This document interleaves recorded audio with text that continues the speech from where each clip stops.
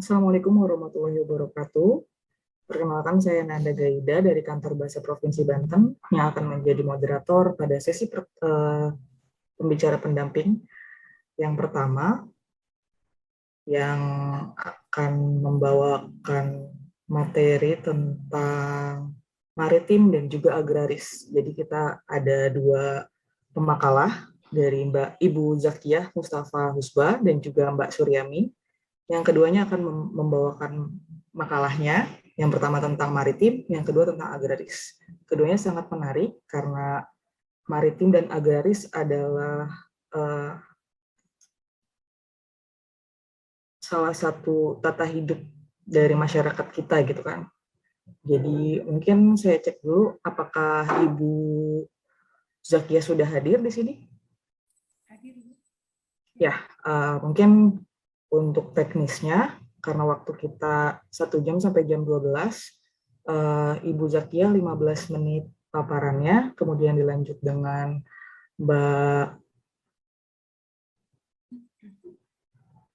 Mbak Suryami, kemudian baru sesi tanya jawab sekitar 30 menit. Ya, untuk paparannya akan dibagikan oleh Ibu Zakia atau oleh Mas Radit? Oke, baik. Kalau begitu saya persilahkan. Nanti untuk yang ingin memberikan pertanyaan bisa ditulis di kolom chat. Silakan, saya persilakan. Terima kasih, Zakia. Ya, terima kasih, Nanda. Assalamualaikum warahmatullahi wabarakatuh. Selamat pagi, salam sejahtera bagi kita semua. Pada kesempatan ini saya akan memaparkan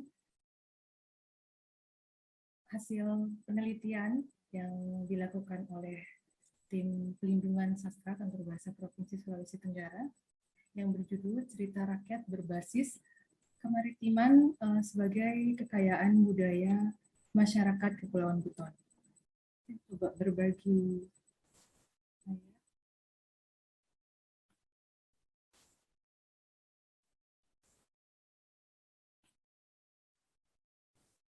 Ya.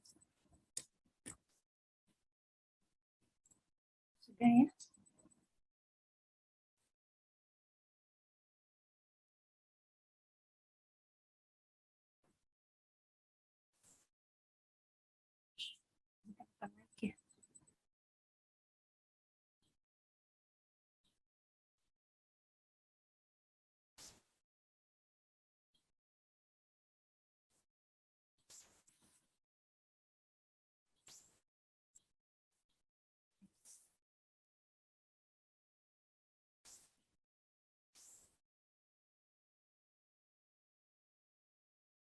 Ini gimana ininya ya? Ada tampak bar seperti ini. Baik, saya mulai saja.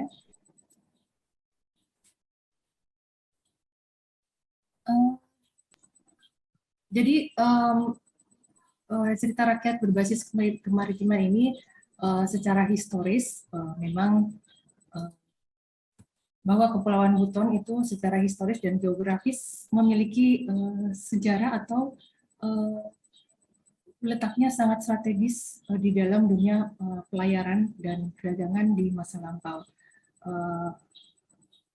Istilah kemaritiman menunjukkan kepada sifat-sifat yang tampak di dalam sebuah masyarakat kepulauan, dan Buton menjadi salah satu bagian dari dunia kemaritiman masyarakat di Indonesia, dan salah satunya yang tampak di dalam hasil-hasil sastra, sastra lisan maupun sastra tulis dalam bentuk naskah.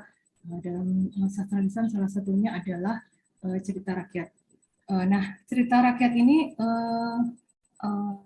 kami kemudian memutuskan untuk menampakkan aspek-aspek kemaritiman apa saja yang tampak dalam cerita rakyat, yang salah satunya yang menjadi fokus dari penelitian kami adalah bagaimana aspeknya dalam narasi kelautan, kemudian juga bagaimana pemerolehan budaya yang muncul atau yang nampak di dalam narasi cerita tersebut. Kemudian Itu latar belakang cerita rakyat maritim. Jadi kami melihat jenis, karena secara struktur rakyat itu terbatas beberapa, ada mite, kemudian juga dong, tapi mencari data cerita rakyat yang berjenis legenda dan mite, dua itu saja. Untuk cerita dongeng memang banyak juga dari Kepulauan Buton yang berlatar maritim, tetapi kami melihat peristiwa-peristiwanya yang paling sesuai atau yang paling bisa kita munculkan dalam kaitannya dengan pemerolehan budaya, yaitu jenis cerita legenda dan mita. Lalu kemudian untuk yang kedua, yaitu aspek kemaritiman, apa yang bisa kita lihat, ya tentu saja akan nampak nanti secara struktur ketika kita membahas narasi cerita, tentunya ini akan berkaitan dengan peran tokoh di dalamnya, kemudian latarnya, lalu peristiwa apa yang tersajikan dalam cerita itu, yang mencirikan atau menampakkan ciri-ciri kemaritiman di dalamnya. Nanti akan kita bahas di pembahasan. Yang ketiga yang menjadi fokus kami adalah motif pemerolehan budaya. Motif pemerolehan budaya di sini kalau berkaitan dengan struktur cerita rakyat, tentunya kita tidak bisa melepaskan diri dari teori Steve Thompson tentang motif pemerolehan budaya yang tentunya akan bisa kita tampakkan di dalam cerita rakyat yang ada dari Kepulauan Buton. Terkait di sini ada kebiasaan, kemudian juga tradisi, kemudian juga hukum dan adat, serta ritual. Selanjutnya, nah aspek maritim seperti apa yang tampak dalam cerita rakyat Buton? Jadi di sini yang pertama yang kami fokuskan aspek kemaritimannya adalah narasi kelautan. Dari beberapa data yang kami peroleh cerita rakyat, kebanyakan deskripsi tentang laut itu sudah dimulai di awal cerita. Misalnya ada tentang deskripsi pulau, kemudian pantai, kemudian ombak, karang, dan ombak juga ternyata di dalam beberapa narasi cerita menjadi penentu alur cerita. Misalnya sebuah pelayaran yang kemudian menjadi tidak lanjut pelayarannya karena terhadang ombak dan badai. Kemudian juga bagaimana perahu menjadi benda maritim yang sangat penting di dalam narasi cerita rakyat ketika perahu itu menjadi media penghubung antara tokoh yang bertemunya tokoh yang satu dengan tokoh yang lainnya. Yang selanjutnya juga tentunya narasi kelautan berkaitan dengan armada. Dalam konteks pelayaran, tokoh-tokoh dalam sebuah cerita itu tentunya ada yang dalam data di cerita rakyat Buton ada yang tokohnya sendiri, tetapi juga ada yang berupa rombongan. Jadi kita kategorikan sebagai kelompok armada. Lalu yang kedua yaitu peran dan fungsi pelaku.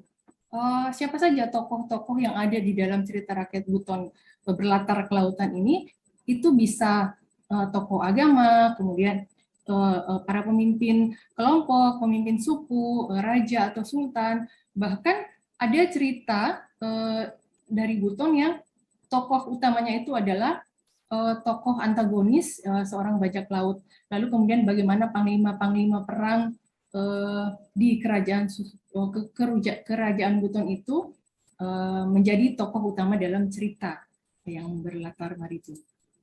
Nah, yang ketiga pemerolehan budaya. Di sini kalau mengacu kepada indeks motif Steve Thompson, ada di dalam motif mitologi bagaimana pemulihan budaya, bagaimana tokoh-tokoh, bagaimana sebuah cerita kemudian menghasilkan memunculkan adat kebiasaan, kemudian larangan, pamali, hukum adat, bahkan sebagian menjadi kepercayaan di masyarakat setempat. Nah, ini latar. Tadi saya sudah menyebutkan bahwa di dalam narasi kemaritiman itu banyak tentu saja menyajikan latar tempat yang berkaitan dengan pulau, laut, pantai, kemudian perahu, benda-benda kelautan, hewan-hewan laut yang menjadi pendukung dalam cerita maupun menjadi penentu dalam cerita. Lalu kemudian suasana dan peristiwa kelautan apa yang ada di dalam cerita itu, misalnya di dalam perjalanan pelayaran seorang tokoh, tentunya di situ ada peristiwa misalnya perang di lautan atau kemudian pertemuan antara manusia dengan hewan laut itu akan nampak di dalam latar sebuah cerita. Lanjut. Nah, ini beberapa contoh dari cerita rakyat yang telah kami peroleh di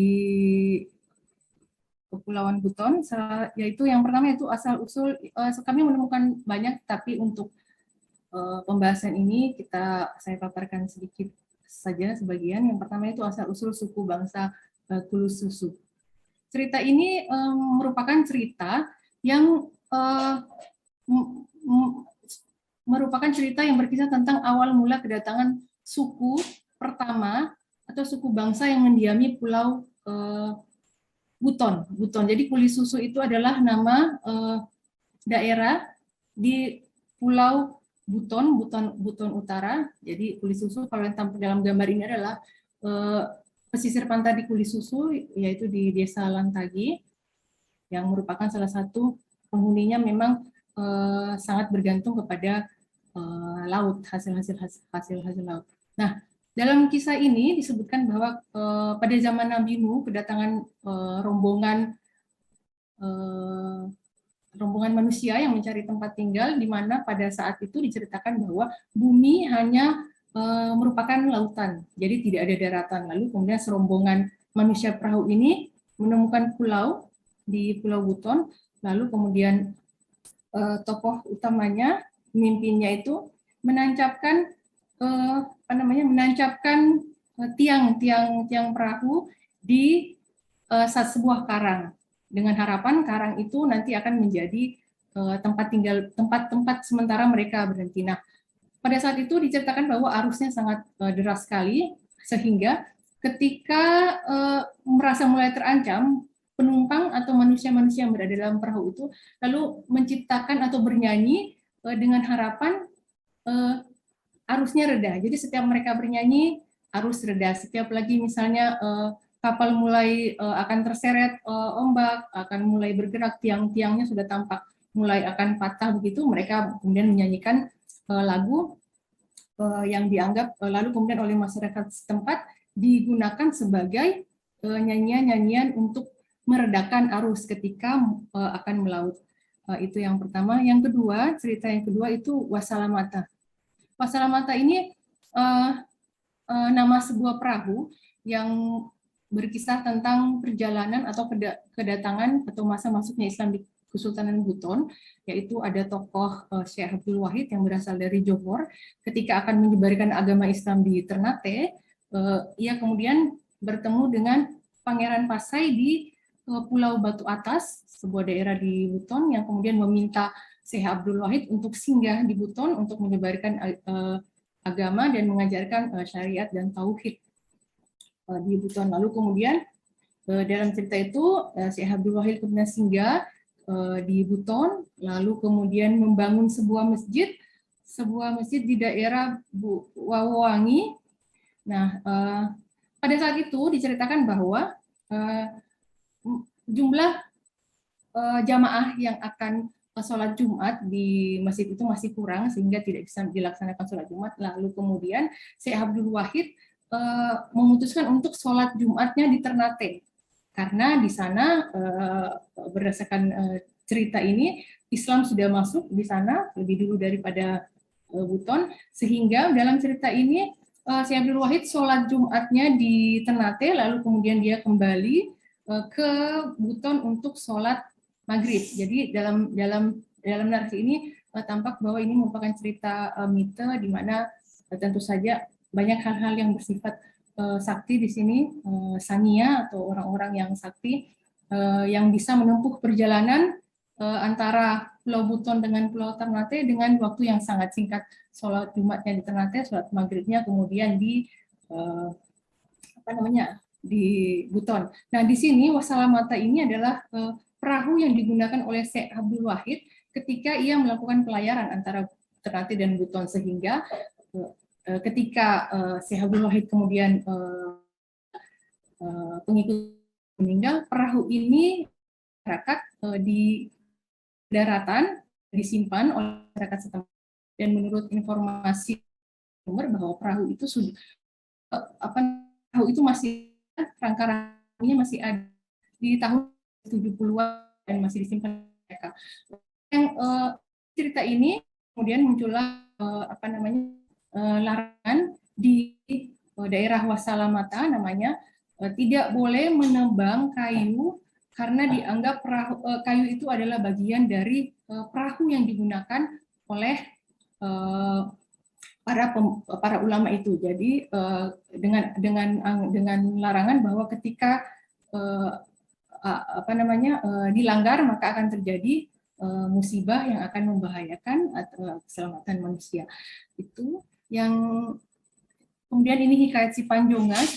Hikayat Sipanjonga juga ini bercerita tentang kelompok Patamiana atau kelompok armada yang berasal dari Semenanjung Johor yang datang ke ke Buton, yang kemudian disebutkan sebagai orang-orang yang membuka wilayah pemukiman di 4 daerah utama di Buton, yang kemudian menjadi cikal bakal terbentuknya kerajaan Buton yang kemudian menjadi Kesultanan Buton. Nah, dalam cerita ini disebutkan dalam narasinya secara jelas, deskripsinya diawali dengan bagaimana rombongan Sipanjonga akan berpindah dari Melayu ke Buton, kemudian mereka membuat perahu, memilih kayu terbaik, kemudian membuat perahu sehingga akhirnya tiba di Buton, dan oleh masyarakat setempat dibuatlah tradisi atau proses, terciptalah proses pembuatan perahu dari cerita ini. Kemudian, nah ini cerita Imbu dan Tanjung Pamali, ini cerita yang berbeda, tetapi pada dasarnya memiliki akhir cerita yang sama, yaitu bagaimana kepercayaan masyarakat terhadap adanya hewan gurita yang dianggap sebagai kembaran manusia. Jadi kalau cerita Imbu ini, seorang ibu melahirkan kembar gurita, kemudian untuk berdasarkan keputusan sara adat bahwa si guritanya ini harus dilarung ke laut. Kemudian beberapa tahun kemudian ayahnya ketika melaut bertemu dengan badai, lalu ternyata diselamatkan oleh gurita yang ada di dalam laut itu, sehingga kemudian mereka pun menyimpulkan bahwa gurita yang menyelamatkan itu adalah anaknya yang sebelumnya dilarung ke laut. Sama juga dengan Tanjung Pamali. Kalau Tanjung Pamali itu ceritanya dia tentang 2 bersaudara yang melakukan kesalahan, melakukan pernikahan sedara, lalu kemudian dihukum, dibuang ke laut, lalu ternyata keduanya menjelma menjadi hewan gurita. Selanjutnya ini adalah lakambai bunga. Saya menampilkan foto di sini karena ini merupakan replika dari perahu yang digunakan oleh tokoh lakambai bunga ketika berlayar dari Jawa ke Buton. Di tengah perjalanan dikisahkan bahwa lakambai bunga bertemu dengan putri yang berasal dari Melayu, Putri Wakaka, yang bernama Putri Wakaka, yang kemudian akhirnya menjadi ratu pertama atau raja pertama di kerajaan Buton. Dalam perjalanan, mereka masing-masing menggunakan 2 perahu yang berbeda. Dalam perjalanan, perahu yang ditumpangi oleh Wakaka, Putri Wakaka, ditelan oleh gelombang sehingga kemudian dia hilang. Lakambai bunga pun akhirnya karena berpikir bahwa ini adalah jodohnya, mungkin adalah jodohnya, sehingga dia kemudian menyelamatkan sang putri. Nah, akhir cerita dikisahkan bahwa masyarakat kemudian melihat ketika badai telah berakhir, kemudian tibalah kapal ini, kapal yang seperti dalam gambar replikanya, tiba di daratan di pulau di Wabula di salah satu daerah Buton. Tapi ketika perahu ini ditemukan oleh masyarakat, yang ada di dalam perahu itu hanyalah seekor burung nuri. Jadi anggapan masyarakat bahwa pelaut yang berusaha menyelamatkan si tokoh Putri Wakaka ini menjelma menjadi burung, sehingga kemudian untuk dalam cerita ini disebutkan bahwa masyarakat pun akhirnya menyimpan perahu Lakambai bunga ini dan kemudian dibuat replikanya. Ini masih ada sampai sekarang, ini tampak sampingnya, tampak samping si perahunya. Ini juga Lakongkomali, ini merupakan nama salah satu seorang pemuda yang dituduh melakukan perbuatan yang tidak perbuatan yang dilarang bersama adiknya. Ternyata dia difitnah, lalu kemudian oleh Sara adat dibuang ke laut, dimasukkan ke dalam bubu, lalu diceburkan ke laut, dan kemudian Sara adat mengatakan bahwa jika mereka tidak bersalah, maka bubu akan mengapung di permukaan dan mereka tidak terbukti bersalah. Tetapi jika memang mereka bersalah, maka bubu akan tenggelam bersama jasad mereka. Lalu kemudian para Sara adat kembali ke alun-alun atau yang di Buton itu dikenal dengan nama Baruga. Ternyata ketika mereka tiba di sana, Lakongkomali bersama adiknya sudah ada di sana. Lalu akhirnya kemudian para Sara adat bertanya, bagaimana kamu bisa selamat? Mereka mengatakan bahwa bubu yang mereka ada di dalamnya itu mengapung ke laut, lalu kemudian seekor ikan besar mengarahkan mereka ke pesisir pantai sehingga mereka bisa kembali dan selamat. Oleh masyarakat setempat di daerah Lakongkomali kemudian dikeluarkan larangan melakukan penangkapan ikan dengan cara apapun untuk menjaga ikan-ikan tersebut tetap tetap besar. Jadi sampai sekarang di daerah itu menjadikan daerah wisata di mana ikan-ikan yang ada di situ semuanya besar-besar dan karena memang dilarang untuk ditangkap. Lalu cerita rakyat sebagai kekayaan budaya, ya itu tadi, karena di dalamnya kemudian dari cerita itu lalu tercipta sebuah hukum, aturan, adat, kemudian larangan, kemudian juga ritual. Kalau tadi cerita Imbu di daerah Waha, di Kabupaten, di Pulau Wakatobi, itu setiap hari-hari besar Islam, setiap hari-hari tertentu dibuat ritual khusus untuk untuk bukan menghormati, untuk sebagai upaya untuk menjaga hewan gurita ini agar tetap ada, tidak hanya hewan gurita tetapi juga hewan-hewan laut yang ada di Kepulauan Wakatobi sebagai bentuk penghargaan terhadap apa yang telah dilakukan hewan-hewan laut terhadap pelaut-pelaut yang sedang berlayar. Ada ritual sebelum laut. Mungkin itu saja yang bisa saya paparkan, Bu Nanda. Saya kembalikan. Terima kasih. Ya, terima kasih Ibu. Mungkin bisa dilanjut dengan paparan tentang Beluk Sumedang yang akan disampaikan oleh Ibu Suryami ya. Nanti pertanyaan untuk Ibu Zakiyah bisa ditampung dulu di kolom chat atau nanti disampaikan pada sesi pertanyaan. Jadi kita lanjut dulu. Tadi sudah dipaparkan oleh Ibu Zakiyah bahwa cerita rakyat memiliki banyak fungsi, termasuk menjaga keragaman bahari lewat gurita lewat gurita lagi. Lewat cerita rakyat yang berkaitan dengan gurita itu ternyata kembaran manusia juga gitu. Apakah Mbak Suryami atau Ibu Suryami sudah siap? Oke. Sudah siap Mbak Nanda? Oke, oh Bu Mimi ya. Bu Mimi saja. Siap. Kalau begitu, ya mungkin sebelum dimulai, untuk yang tadi ingin menyampaikan pertanyaan bisa di kolom chat dulu, nanti kita bahas bersama. Terima kasih, silakan Bu Mimi. Ya, Assalamualaikum warahmatullahi wabarakatuh. Baik, terima kasih Mbak Nanda, Bapak Ganjar, dan Bapak Ibu lainnya yang ada di sini. Pada kesempatan ini saya akan mempresentasikan Beluk Sumedang. Sebenarnya kami berdua dengan Ibu Purwaningsih yang dimana kami ke daerah itu baru akhir Oktober.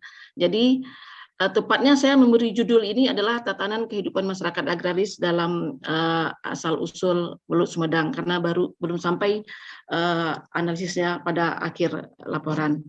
Ya, next berikutnya Radit. Radit, Mas Radit. Ya, Bapak Ibu semua, seperti kita ketahui bahwa suku Sunda yang ada di Jawa Barat sangat banyak sastra lisannya, ada calung, ada sisindiran, ada pantun beton, pantun sawer, jajawangkan. Nah, di antara yang banyak itu ada salah satu bernama sastra lisan Beluk. Nah, sastra ini, Beluk ini pada umumnya masih hidup dan berkembang di di Kabupaten Sumedang, tempat di Sumedang masih tidak punah dan tidak rentan. Namun yang masalah di sini di kelompok yang kami hadapi, yang kami temui, tidak adanya anggota personil itu yang diwakili oleh anak muda. Nah, jadi walaupun berkembang dan hidup di Tatar Sunda, namun langka bagi generasi muda karena kehidupan mereka itu seperti kita ketahui, kehidupan mereka itu disuguhi dengan kesenian modern, baik yang datang dari dalam dan luar negeri. Nah, jadi rasanya sebagai generasi muda itu yang dikatakan sebagai generasi pelapis, makanya saya menyampaikan di sini tentang cikal bakal sastra Beluk, lahirnya sastra Beluk dalam masyarakat Sumedang, agar generasi muda itu memahami dan ikut melestarikan warisan budaya nenek moyangnya. Lanjut. Nah, secara akademis, penelitian ini bertujuan untuk melihat cikal bakal Beluk dan hubungannya dengan tatanan kehidupan agraris masyarakat Sumedang. Kajian ini terbatas pada sastra lisan Beluk yang terdapat di Kabupaten Sumedang. Ada beberapa kecamatan yang kami kunjungi, antara lain Kecamatan Sumedang Selatan, yaitu tepatnya di Cerangkong, Cimpahempe. Kemudian ada Kecamatan Situraja dan Kecamatan Cikaramas, Tanjung Medar. Namun di Tanjung Medar ini kami tidak menemukan ada kelompok seni Beluk di sana. Kemudian saya tidak akan memanjang atau memaparkan secara rinci metode yang kami gunakan di dalam penelitian ini. Namun metode yang digunakan adalah deskriptif analitis dengan pendekatan kualitatif, dan teknik pengumpulan datanya menggunakan teknik wawancara dengan pelaku seni, kemudian dengan masyarakat, dengan informan lain, atau dengan pemerhati sastra yang ada di daerah Kabupaten Sumedang. Lanjut. Wow. Bapak Ibu, Beluk itu adalah salah satu bentuk sastra lisan yang hidup dan berkembang seperti yang saya sampaikan tadi di tataran Sunda. Awalnya sastra Sunda ini merupakan sarana hiburan masyarakat pedesaan.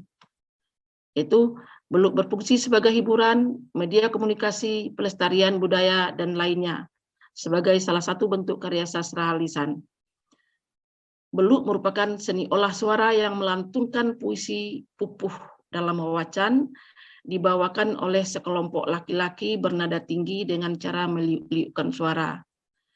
Nah, ini nadanya benar-benar bukan dari perut, bukan pula dari dada, bukan pula dari kerongkongan, tapi dari kepala. Saya sudah berapa kali untuk mencontohkan, saya mengalah, tidak bisa. Jadi nadanya itu seperti nada tenor yang menyerupai seriosa Eropa. Mungkin kita kenal seorang Freddie Mercury dari grup Queen, itu yang berhasil memainkan atau melantunkan nada-nada tenor yang sampai dari B itu sampai hingga G1 itu. Jadi memang tinggi melengking. Nanti mungkin di akhir akan ini oleh Radit sedikit contohnya.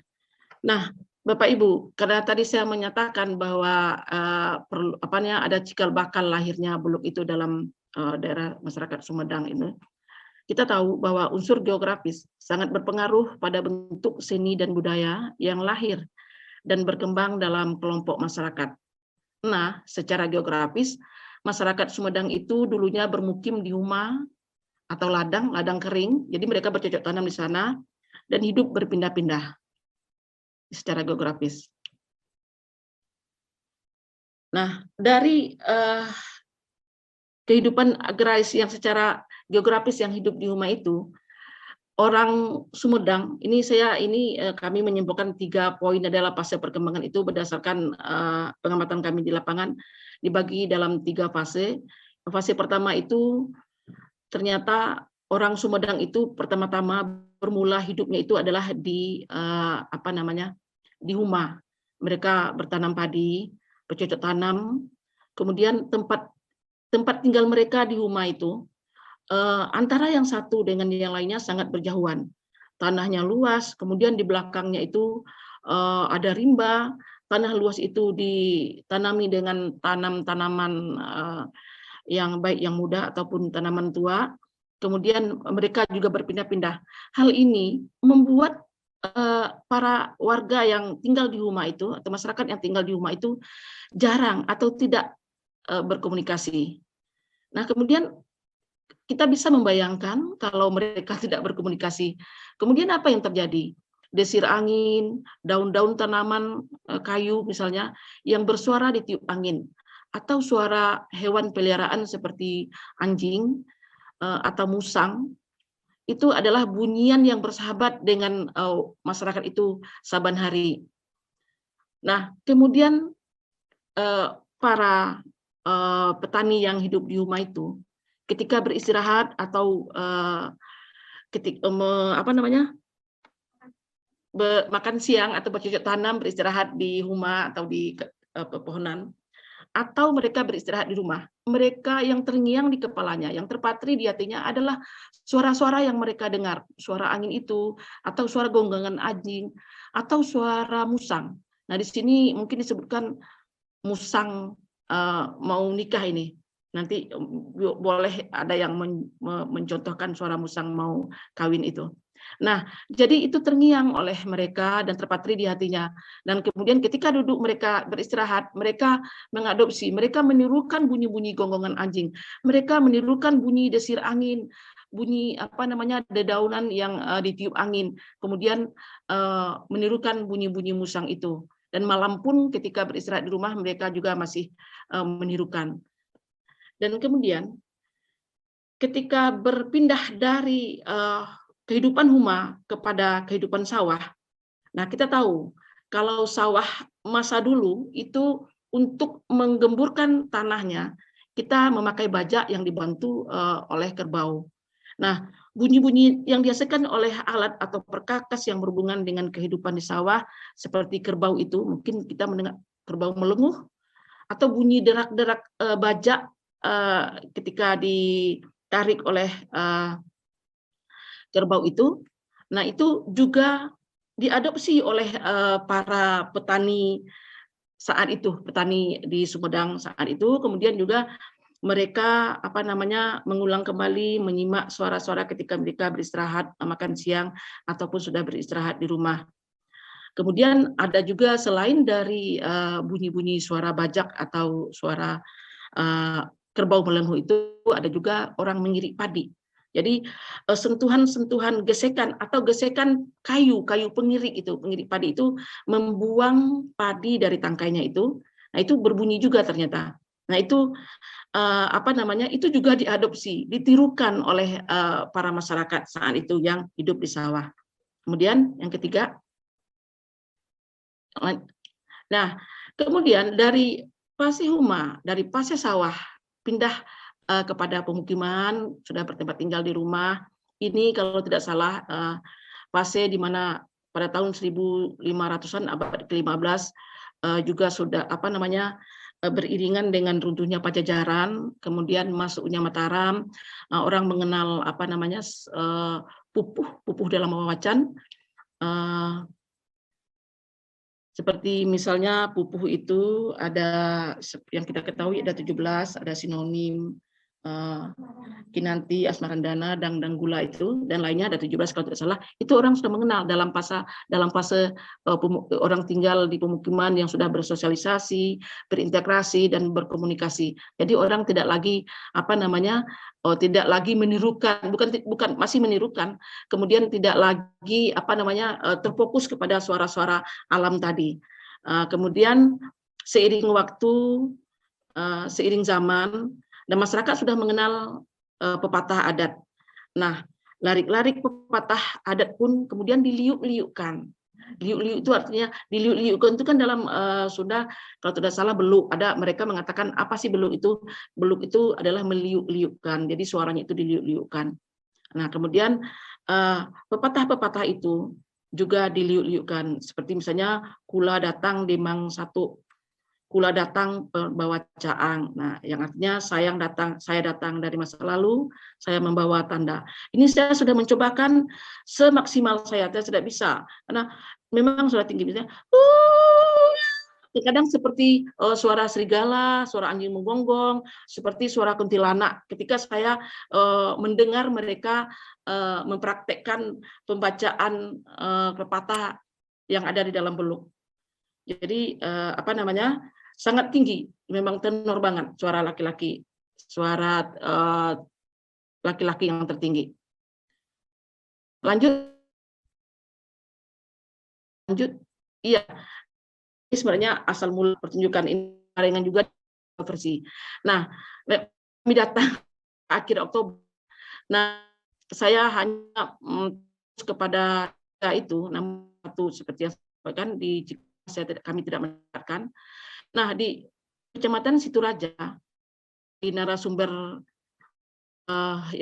Didi Kusnadi, beliau 62 tahun, beliau menyatakan bahwa awal mula pertunjukan beluk itu hanya sebatas hiburan rakyat.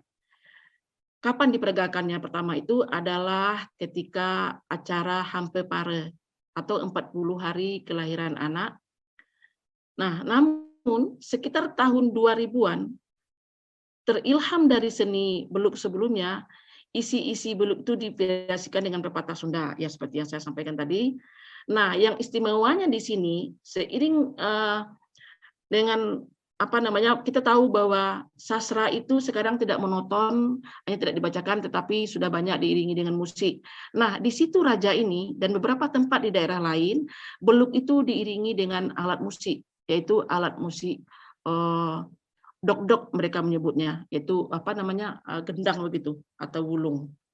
Nah, kemudian di kecamatan berikutnya, yaitu Kecamatan Sumedang Selatan, Cirangkong ini, di Cirangkong Cimpehempe.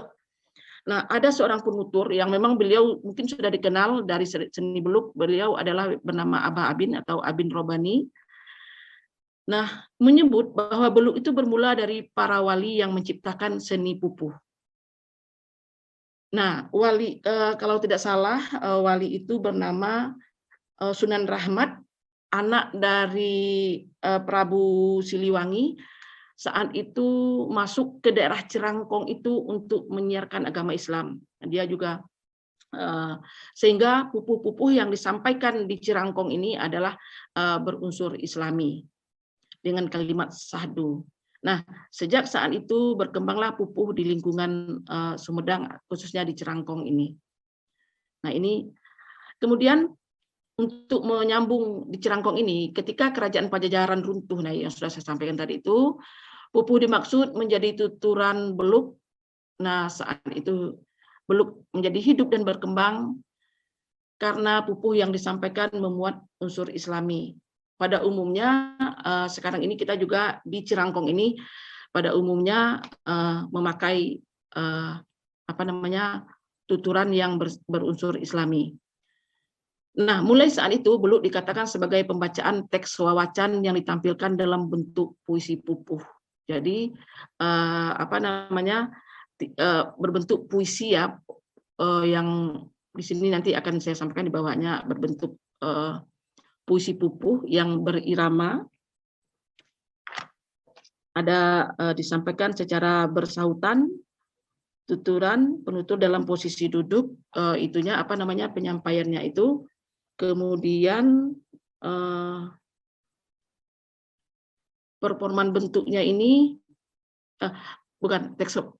Mulai saat itu Beluk dikatakan sebagai pembacaan teks wawacan yang ditampilkan dalam bentuk puisi pupuh. Isinya mengandung cerita peristiwa atau sebuah kejadian yang bersifat Islami.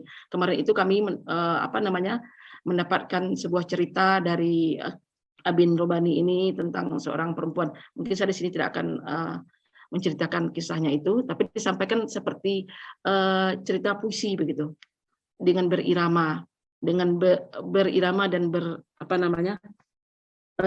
nada yang tinggi tadi seperti tenor tadi itu. Kemudian bagaimana sih bentuk performan Beluk itu?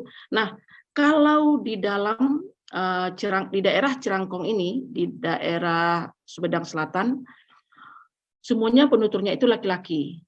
Nah, laki-laki itu berfungsi sebagai ada 4 orang atau 3, 5 atau 7, tapi kemudian yang fungsinya itu ada 4. Yang pertama itu ngilo. Jadi dalam Beluk itu ada ngilo. Ngilo itu adalah dalang atau jurulio yang membacakan wawacan. Kemudian wawacan yang sudah atau pupuh yang sudah dibacakan oleh si ngilo tadi dilanjutkan oleh si ngajual. Itu dia mengulang kembali. Kemudian setelah diulang itu dilanjutkan oleh mauli. Dan kemudian ada penekanan kembali oleh si neken atau tukang neken. Nah, di sini mereka personilnya memang saya sampaikan tadi semuanya laki-laki. Kemudian mereka ketika tampil memakai kampret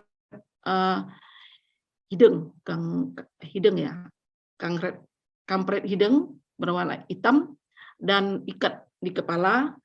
Atau selain dari kampret hidung itu juga boleh mereka di beberapa tempat juga memakai kostum berupa baju koko yang berwarna gelap dan peci hitam ketika mereka tampil membacakan pupuh. Lanjut. Nah, seperti yang saya sampaikan, karena saya hanya cikal bakal lahirnya Beluk itu. Nah, saya dapat menyimpulkan sebagai sebuah karya sastra yang lahir dari budaya masyarakat agraris atau bertani dan mengikuti perkembangan zaman, beberapa kelompok seni Beluk. Oh ya, maaf. Sebelumnya sebelum saya bacakan simpulan ini, di daerah Cerangkong atau Sumedang Selatan ini itu tidak pakai alat musik, tapi pakai tuturannya diiringi dengan akapela. Akapela itu ada suara mulut atau jentikan jari dan di sini di daerah Cerangkong juga kita mengenal adanya alok. Jadi alok itu selain dari ngilo, selain dari ngajual, mauli dan neken, ada ngilo alok. Alok itu yang menyahut. Mungkin di sastra lisan misalnya orang ketika sedang riang-riangnya ada menyahut ayo, nah seperti itu. Jadi ada suara-suara penyaut-nyaut itu disebut dengan alok. Kemudian ketika semuanya dari ngilo, ngajual, mauli dan neken itu bersama-sama, itu dalam tuturan Beluk itu ada saatnya mereka bersama-sama kor, itu disebut dengan lengkong. Ya, itu kalau di daerah Sumedang Selatan di Cerangkong, Cimpehempe. Ya, jadi kembali kepada setelah saya amati, walaupun laporan saya belum selesai karena kami sudah di akhir Oktober. Nah, kami menyimpulkan di sini sebagai sebuah karya sastra yang lahir dari budaya masyarakat agraris dan mengikuti perkembangan zaman, beberapa kelompok seni Beluk di Sumedang mengalami kemajuan, yaitu adanya kolaborasi antara tuturan dengan musik pengiring sehingga pertunjukan Beluk tidak monoton dan sering ditanggap masyarakat. Nah, hal ini menjadikan Beluk sebagai mata pencarian bagi penutur atau personil yang bergabung dalam kelompok seni Beluk. Namun sekarang kita sangat kasihan kepada beliau-beliau yang dalam personil Beluk ini, daerah semasa COVID sudah 2 tahun lamanya, tidak ada yang menanggap sama sekali. Karena mereka hidupnya memang dari berbeluk ini, penutur Beluk. Nah, kemudian harapan saya di sini, sastra lisan Beluk sekarang ini tidak hanya seperti kita ketahui, sastra lisan itu Beluk tidak hanya diminati oleh masyarakat pedesaan, tetapi juga perkotaan, karena berdasarkan narasumber atau pemerhati sastra, Beluk ini sudah masuk ke Kota Bandung juga, sering diundang dalam pesta pernikahan atau di dalam acara-acara tertentu, acara pemerintahan di kota-kota. termasuk Kota Sumedang yang hampir setiap bulan mereka tampil di kerajaan di museum itu. Nah, itu tidak hanya diminati oleh masyarakat pedesaan, tetapi juga disenangi oleh masyarakat perkotaan. Dan bulu bukan hanya dimiliki oleh pemilik kelompok tertentu, namun juga dimiliki oleh masyarakat banyak. Nah, untuk itu kami di sini merekomendasikan sebagai generasi muda yang mewariskan atau sebagai pelapis diharapkan dapat mencintai dan turut serta melestarikan Beluk sebagai warisan budaya nenek moyang. Ya, hanya itu mungkin sangat berbeda sekali dengan Ibu Zakiyah tadi. Terima kasih. Assalamualaikum warahmatullahi wabarakatuh. Waalaikumsalam. Ya, jadi kita sudah menyaksikan paparan dari Bu Mimi mengenai Beluk yang erat kaitannya dengan tradisi Pahuma ya, yang berawal dari masyarakat Tuman, masyarakat agraris Sunda. Dan sebelumnya kita sudah mendengarkan paparan dari Bu Zakiyah tentang masyarakat agraris, masyarakat maritim yang ada di Kepulauan Buton. Nah, tadi kita belum membuka sesi tanya jawab dan sudah ada Pak Eri sepertinya yang mengangkat tangan sejak tadi. Pak Eri, masih adakah? Oh iya, Mbak. Ya. Mbak Nanda, terima kasih. Mau memberikan tanggapan, silakan. Selamat pagi untuk Mbak Saskia dan Uni Mimi. Ketika saya mendengarkan, menyimak paparan-paparan yang dipaparkan, itu menarik dan ada sesuatu hal baru yang bisa kita dapatkan dari paparan-paparan tersebut. Hanya saja saya masih melihat bahwa apa yang kita dapatkan, kita paparan, itu saya masih dari sebuah sastra atau tradisi. Saya masih berbicara seputar raga. Seperti Mbak tadi, mengapa masih bertaraga sinopsis tentang cerita rakyat yang berinventarisasi.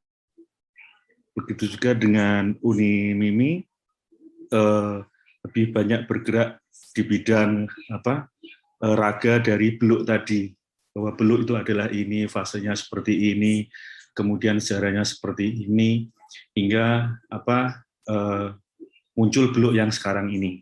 Nah, mungkin ini sebagai sebuah langkah awal, akan lebih menarik lagi ketika kita juga mendapatkan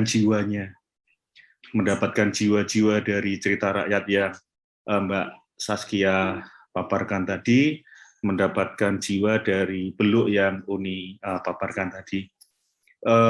Karena ini adalah hasil pelindungan sastra, saya pikir tidak hanya sebuah inventarisasi, tetapi dari itu apa yang bisa kita dapatkan gitu. Itu yang terpenting. Kalau inventarisasi nanti larinya pada sebuah pemetaan, kemudian kita mendeskripsikan cerita rakyat ini isinya seperti ini, kemudian efeknya seperti ini, cerita rakyat ini seperti ini, efeknya kemudian ada ini. Nah, ada apa dengan cerita rakyat itu tuh belum apa? Saya melihatnya tadi belum kesentuh, belum muncul. Kemudian juga Mbak Saskia juga kerja kita adalah kerja ilmiah, jadi metode apa yang digunakan untuk menginventarisasi segala macam cerita-cerita rakyat tadi itu juga belum muncul. Jadi saya masih membayangkan bahwa ini adalah kerja yang kita lakukan sekian puluh tahun lalu, Mbak Saskia. Ketika Uni Mimi, masih ingat ya Uni Mimi ya, kita ada tugas untuk menginventarisasi cerita rakyat. Kemudian kita menginventarisasi cerita rakyat, kemudian so what, ada apa dengan cerita rakyat itu belum ada tindak lanjutnya, kita hanya mengumpulkan saja. Nah, maksud saya akan lebih menarik lagi ketika selain kita menangkap raganya, kita juga mendapat ruhnya, kita mendapat jiwanya gitu. Jadi misalkan dari cerita-cerita rakyat yang sudah dipaparkan oleh Mbak Saskia tadi, apa yang akan dianalisis. Jadi hal apa yang menonjol dari beberapa citra yang ditampilkan tadi. Nah, ini yang ditonjolkan. Jadi kesannya kita tidak hanya kerja inventarisasi gitu, tapi ada kerja analisisnya di sana. Kemudian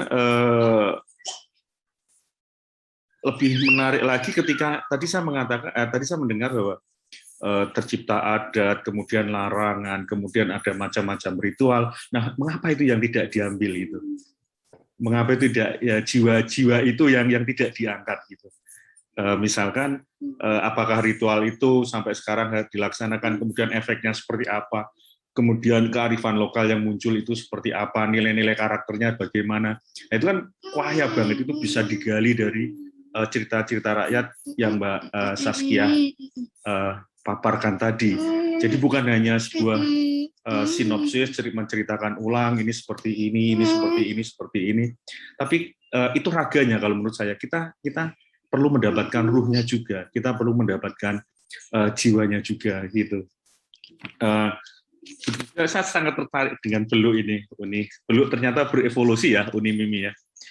Beluk ternyata berevolusi dari awalnya menirukan suara-suara alam, terus kemudian ada dibuat syairnya setelah sekian tahun, kemudian didendangkan, kemudian setelah sekian tahun diiringi musik dok-dok tadi. Jadi ada semacam fase atau tahapan-tahapan ya, fase atau tahapan-tahapan yang itu. Nah, saya juga mendengar Uni bahwa sebelum Mataram masuk dan setelah Mataram masuk itu berpengaruh terhadap sastra lisan yang namanya Beluk. Nah, ini kan sangat menarik. Misalnya sebelum Mataram masuk, khas Beluk itu seperti apa? Jadi syair-syairnya seperti apa? Syair-syair Beluk sebelum Pajajaran runtuh ya tadi ya? Dulu Pajajaran tadi. Pajajaran ya. Pajajaran runtuh. Syair-syair sebelum Pajajaran runtuh, syair-syair Beluk itu seperti apa? Gitu. Kemudian setelah Mataram masuk, tadi kan ada pengaruh pupuh segala macam. Itu pasti saya yakin ada perubahan di dalam isi Beluk tadi, syair-syair Beluk tadi. Apalagi Mataramnya bernuansa Islami, saya mengatakan. Kalau Pajajaran mungkin masih Hindu ya, masih Hindu segala macam. Nah, ini bisa dikomparasikan. Ini menarik banget.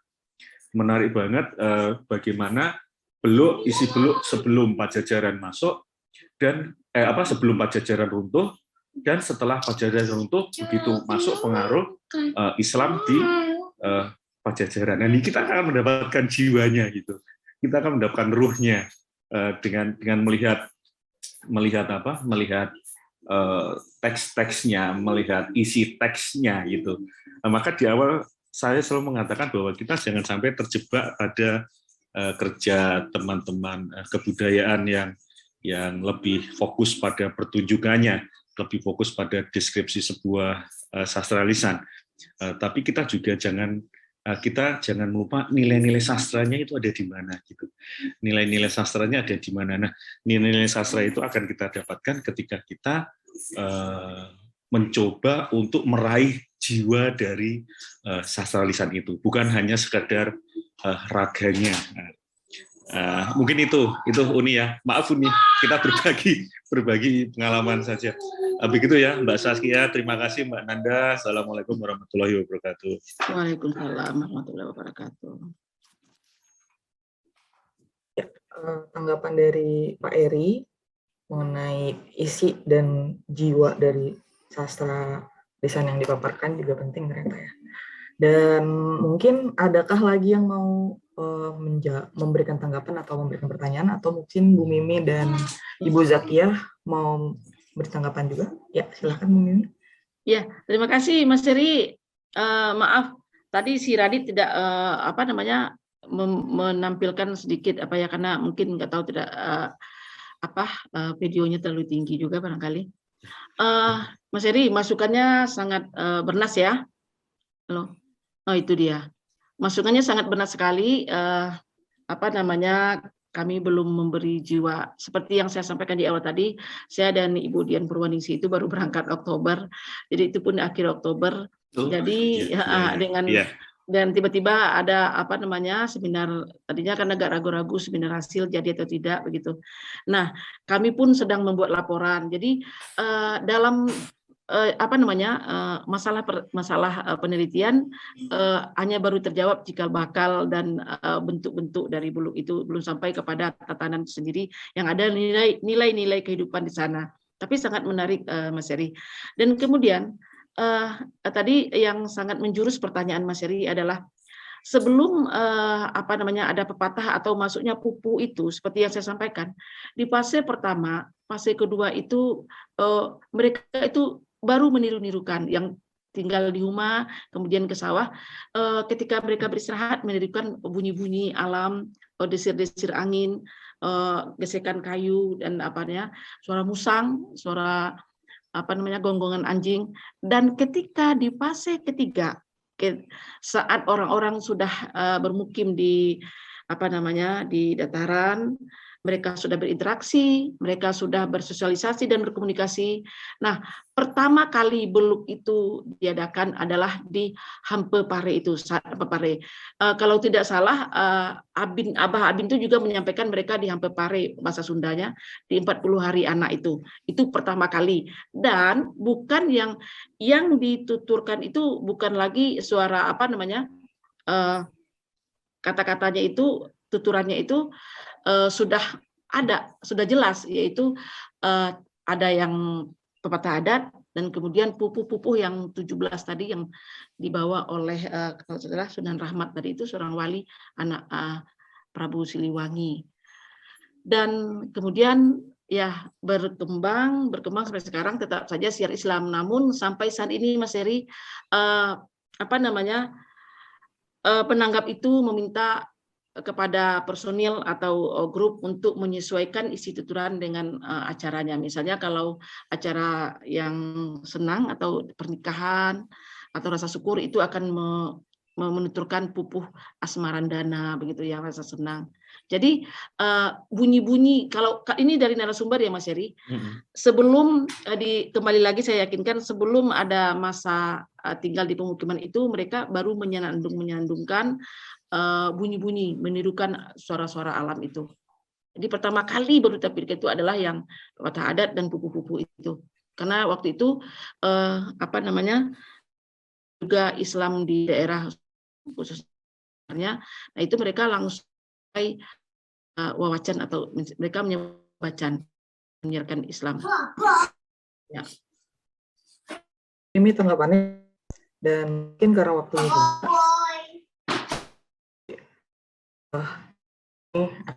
Kita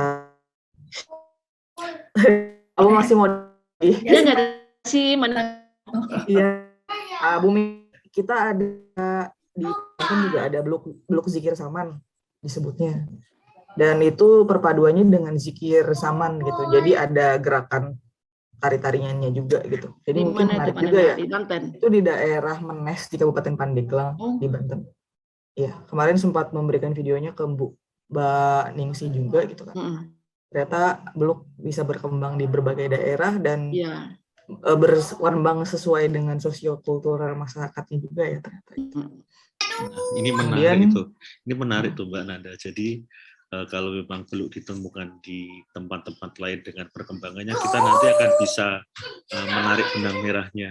Kekerabatannya. Betul, kekerabatannya nanti seperti apa, kemudian berkembang di mana, kemudian ada semacam evolusinya itu ada di bidang apa, kemudian juga di bagian-bagian mana dia berevolusi. Mungkin nanti juga akan ditemukan lagi bukan hanya di Jawa Barat, mungkin di Jawa Tengah mungkin ada, di mana di luar Jawa mungkin di Sumatera juga ada gitu. Nah, ini sangat menarik kalau kita bisa mengidentifikasi bahwa sebuah sastra lisan ini berkembang kemana sehingga ya pemetaan sastra itu, kekerabatan sastra itu nanti akan dapat kita telusuri jejaknya gitu. Mungkin gitu Mbak Nanda. Iya. Jadi masihkah ada yang mau berdiskusi atau kita mengikuti Bu Nanda, waktu? saya boleh? Oh iya, boleh kalau begitu. Ya, ya. Sebelumnya terima kasih masukannya Mas Eri, Pak Eri. Memang saya sangat setuju sekali dengan apa yang disarankan atau masukan dari Pak Eri bahwa apa yang kami temukan di dalam narasi cerita itu sebenarnya masih berupa deskripsi, karena metode kami juga metode deskripsi. Data yang kami peroleh itu di bulan Agustus, dan terus terang memang kami ketika membaca, mengumpulkan ini adalah cerita-cerita yang memang kami terima langsung, jadi bukan dalam bentuk sudah dibukukan. Mungkin ketika sudah dibukukan kita masih ada kesempatan untuk membacanya dulu, lalu kemudian kita mencari apa yang seperti yang Pak Eri sebutkan, misalnya kami memang justru tertarik kepada misalnya perahu Lakambai Bunga itu apakah hanya sekedar disimpan begitu saja, ataukah ada masyarakat setempat melakukan ritual terhadap perahu itu, lalu apa kabar dengan burung nuri yang konon ditemukan bersama perahu itu yang kami temukan. Lalu juga yang cerita Kuli Susu yang nyanyian pereda arus itu seperti disebutkan informan masih ada, tetapi memang kami tidak bisa berbuat apa-apa. Maksudnya tidak ada momen yang pada saat kami di lapangan itu yang untuk mengharuskan kami mendatangi atau justru harus menganalisis nyanyian-nyanyian itu, seperti juga yang di mitos Imbu di masyarakat Wakatobi, bagaimana mereka melakukan ritual itu memang masih dilakukan, tetapi kami memang tidak berkesempatan untuk meliput atau bahkan mencari tahu harus kita apakan. Tapi ini merupakan langkah awal, seperti yang Pak Eri bilang, ini langkah awal kita untuk mungkin bentuk dokumentasi ke depannya jika memang masih ada, tentunya kita akan mengejar itu, Pak Eri, akan ada ritual-ritual yang tentunya berkaitan dengan budaya, larangan-larangan. Ketika berdiskusi dengan narasumbernya memang mengajak, di sini masih ada, boleh kita ke sini kapan-kapan, karena mereka pun juga siap untuk mendampingi kami untuk melakukan penelitian lanjutan, seperti itu, Pak Eri. Terima kasih. Itu saja, ya, Bu Nanda. sedikit ya, Mbak Nanda ya. Luar biasa, Mbak Satya. Itu justru yang kita cari, yang belum didokumentasikan dan belum dibukukan itu. Jadi kita gali cerita-cerita baru yang belum diangkat ke permukaan, sehingga nanti itu akan memperkaya inventarisasi kita. Di samping yang sudah diterbitkan, itu kan enak kalau diterbitkan ya, tinggal kita ambil. Nah, kalau kita buat tinggal kita izin ke penulisnya untuk kemudian merekonstruksi lagi cerita itu menurut kita nanti seperti apa. Nah, yang memang tantangannya berat itu adalah ketika kita mendatangi penutur aslinya untuk bercerita, kemudian kita transkripsikan, kita kemudian transliterasikan. Nah, ini memang kerja yang luar biasa dan memang harus seperti ini, Mbak Saskia, ini luar biasa. Jadi kita mencari cerita yang memang belum pernah diangkat ke permukaan oleh masyarakat yang ada di sekitar itu atau pihak lain. Kalau yang sudah diterbitkan kan mudah ya, kita datang aja ke Dinas Pariwisata itu pasti mereka punya. Tanya-tanya. Nah itu ya. Tapi yang susah adalah ketika kita mencari memang cerita yang sumbernya memang dari narasumber asli, narasumber yang memang masyarakat pemilik sastra lisan tersebut. Luar biasa, Mbak Saskia. Ya. Terima kasih, Pak. Terima kasih, Bu Nanda. Ya, terima kasih, luar biasa. Kita jadi bisa belajar banyak dan memahami ada nilai-nilai kearifan lokal dari sastra lisan, dan mungkin memang ekologi menjadi semesta yang melahirkan sastra dengan segala keunikannya. Keragaman sastra lisan lahir dari keragaman suku, bangsa, tatanan sosial, dan itulah yang membuat kita kaya. Nanti kita akan kembali lagi pada pukul 1, akan ada paparan dari Mbak Devi dan Mas Fikri, dan juga Mas Moses, tentang karakter tradisi lisan Nizom kanak-kanak, kemudian ada juga tentang tokoh perempuan dalam cerita rakyat keluarganya Ibu Da, dan tatah petitih masyarakat Banten Selatan, yang akan dimulai pada pukul 1. Jadi untuk sekarang kita akhiri sesi ini dan kembali lagi pukul 1. Sampai jumpa, selamat beristirahat. Terima kasih Mbak Nanda, Mas Eri. Mohon maaf atas kesalahan yang terjadi yang dilakukan oleh saya. Terima kasih. Assalamualaikum.